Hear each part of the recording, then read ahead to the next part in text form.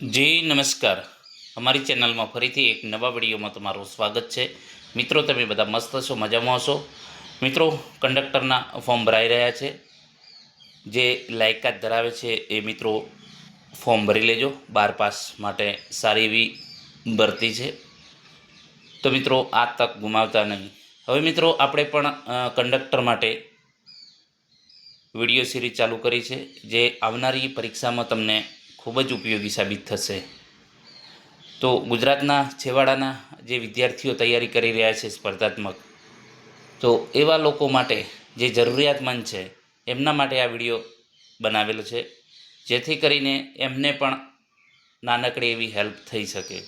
તો મિત્રો, જો ચેનલમાં નવા હોય તો ચેનલને સબસ્ક્રાઈબ કરી લેજો અને વધુમાં વધુ શેર કરજો, જેથી કરીને બીજા વિદ્યાર્થીઓને પણ આનો લાભ મળે.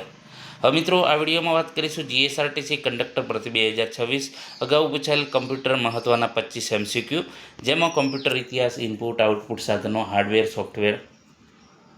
તો મિત્રો, કમ્પ્યુટરની તૈયારી કરો તો સૌથી પહેલાં આ વિષય કંડક્ટરની જે તૈયારી કરો છો તો સૌથી પહેલાં કોમ્પ્યુટરના પ્રશ્નો ક્લિયર કરજો. 20 ગુણના તમને રોકડિયા માર્ક્સ મળશે. તો સૌથી પહેલાં આજે કોમ્પ્યુટર તમારે લેવાનું અને કોમ્પ્યુટરના ટોપિક ક્લિયર કરી દેવાના, જેથી કરીને તમને સૌથી વધુ ફાયદો થશે. 20થી 21 માર્ક્સનું પૂછાશે. અલગ અલગ મેં પેપર જોયા તો દરેક પેપરમાં 20થી 21, 20, 21 માર્ક્સનું પૂછાયેલું છે. તો આ રોકડિયા માર્ક્સ ન જવા જોઈએ મિત્રો. અને હજુ પણ આપણે વિડીયો વધુ બનાવશું એના વિશે. જો તમે કહેશો તો ડિટેલમાં માહિતી સાથે બનાવશું, MCQ બનાવશું, થિયરી ડિટેલમાં પણ વિડીયો બનાવશું, જેથી કરીને એક પણ ગુણ ન જવો જોઈએ. તો ચાલો મિત્રો, જે IMP પ્રશ્ન છે અગાઉ પૂછાયેલા છે. કમ્પ્યુટરના પિતા તરીકે કોને ઓળખવામાં આવે છે? આ પ્રશ્ન વારે વારે મિત્રો પૂછાય છે. Alan Turing, Charles Babbage, Bill Gates, Blaise Pascal. તો તેનો સાચો જવાબ છે ચાર્લ્સ બેબેજ. ઓપ્શન બી સાચો જવાબ છે. ઓપ્શન બી સાચો જવાબ છે. એના પછી વાત કરીશું, વિશ્વનું સૌપ્રથમ ઇલેક્ટ્રોનિક્સ કમ્પ્યુટર કયું હતું? યુનિવેક, અબાસ્ક, IBM 360. તો તેનો સાચો જવાબ છે ઓપ્શન એ. તેનો સાચો જવાબ છે ઓપ્શન એ. એના પછી વાત કરીશું, પ્રથમ પેઢીના જે કોમ્પ્યુટર્સમાં શેનો ઉપયોગ થતો? આ પણ પ્રશ્ન પૂછાય છે વારે વારે. પ્રથમ પેઢીના કોમ્પ્યુટર્સમાં શેનો ઉપયોગ થતો? Transistor, IC, vacuum tube, micro processor.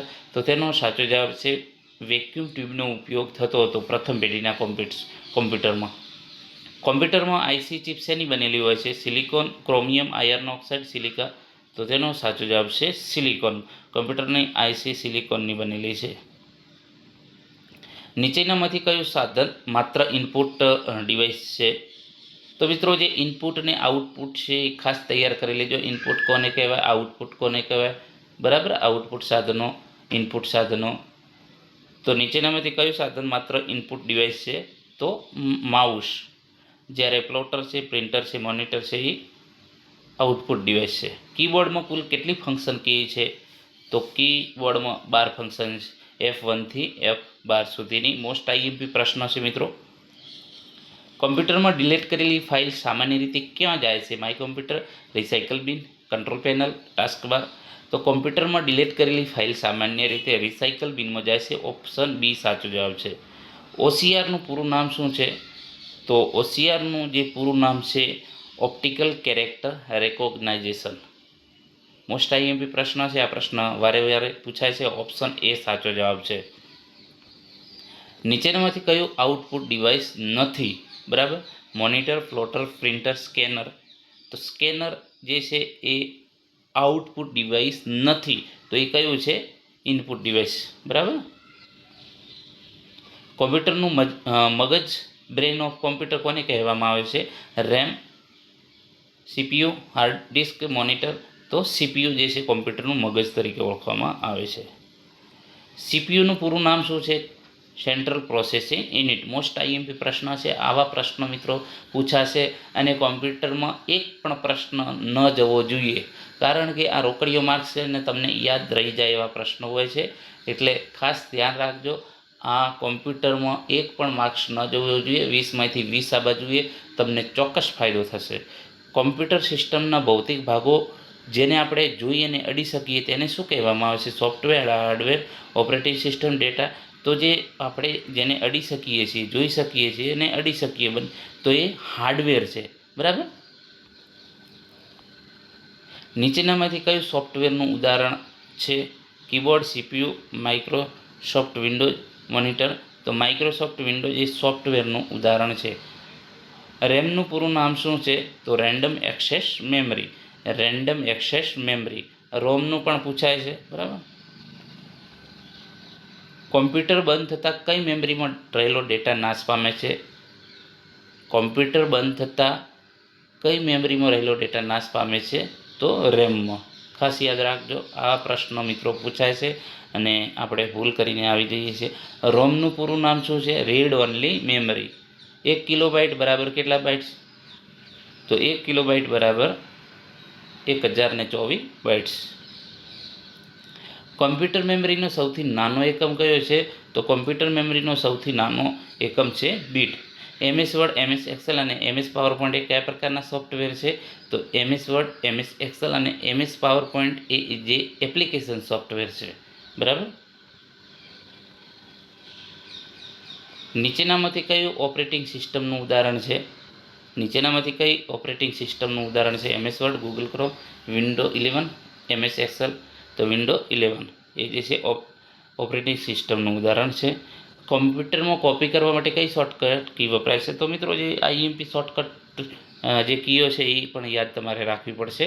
તો કોપી કરવા માટે Ctrl+C. કોમ્પ્યુટરમાં પેસ્ટ કરવા માટે કઈ શોર્ટકટ કી વપરાય છે? તો Ctrl+V. ALUનું પૂરું નામ શું છે? તો અરિથમેટિક લોજિક યુનિટ. ALUનું પૂરું નામ છે એરિથમેટિક લોજિક યુનિટ. બેંકમાં ચેક ઝડપથી વાંચન માટે કયા સાધનનો ઉપયોગ થાય છે? તો OMR, OCR, MICR કે બારકોડ રીડર. તો તેનો સાચો જવાબ છે ઓપ્શન બી, MICR. MICRનું પૂરું નામ છે magnetic ink character recognition. Super કોમ્પ્યુટરના પિતા તરીકે કોને ઓળખવામાં આવે છે? ચાર્લ્સ બેબેજ, વિજય ભાટકર, સિમોર ક્રે કે ટીન બર્નર્સ-લી. તો તેનો સાચો જવાબ છે સિમોર ક્રે. હવે મિત્રો જો ભારતના પૂછે તો ભારતમાં જે છે વિજય ભાટકર આવશે. મિત્રો આવા પ્રશ્નો કોમ્પ્યુટરના આવશે અને હજુ પણ આપણે નવા વિડીયો બનાવતા રહીશું. તો જો ચેનલમાં નવા હોય તો ચેનલને સબસ્ક્રાઈબ કરી લેજો, વિડીયોને વધુમાં વધુ શેર કરજો અને આપણે જે કંડક્ટરનો સિલેબસ છે ક્લિયર, તમામ સિલેબસ ક્લિયર કરાવીશું.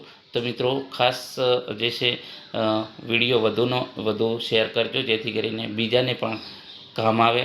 અને મિત્રો આપણે એક નાની એવી શરૂઆત કરી છે કે કંડક્ટરની તૈયારી કરતા તમામ વિદ્યાર્થીને મદદ મળે એ માટે આપણે તમામ PDF પણ તમને ફ્રીમાં મળશે અને સિલેબસ પ્રમાણે દરેક વિડીયો આવતા રહેશે. આભાર.